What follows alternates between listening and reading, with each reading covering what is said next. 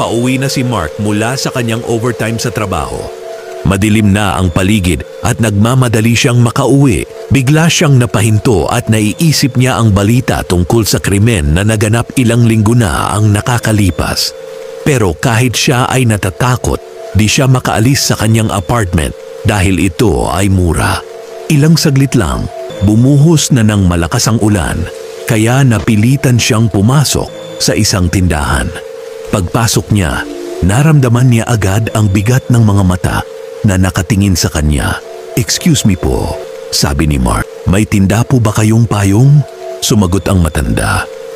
"Wala na. Naubos na lahat ng payong ko. Pero may isa akong payong dito na di ko tinitinda. Hiramin mo na lang, pero ibalik mo agad bukas." Nakaramdam ng kakaiba si Mark. Nakakatakot ang titig ng matanda. Parang may itinatago, ngunit wala siyang ibang pagpipilian. Sabay alis na nagtataka. Habang pauwi na siya, gamit ang payong, nasalubong niya ang isang mag-asawa.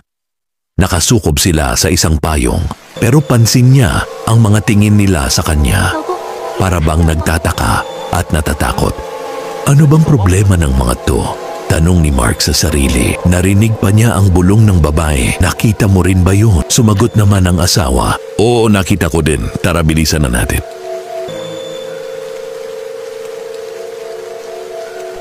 Pagpasok ni Mark sa kanyang apartment, siya ay nagbigkas ng "Parang di maganda ang araw ko ngayon." Makapaghilamos na nga muna sa katawan at siya ay pumasok na sa banyo para maghilamos.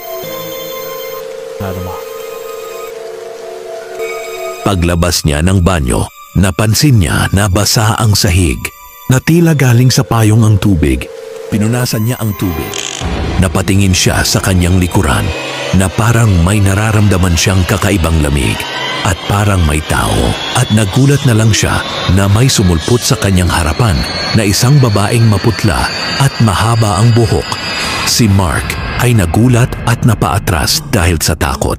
Habang ang babae naman ay bumibigkas, "Ibalik mo ang payong ko, ibalik mo," sabay taas ng kutsilyo.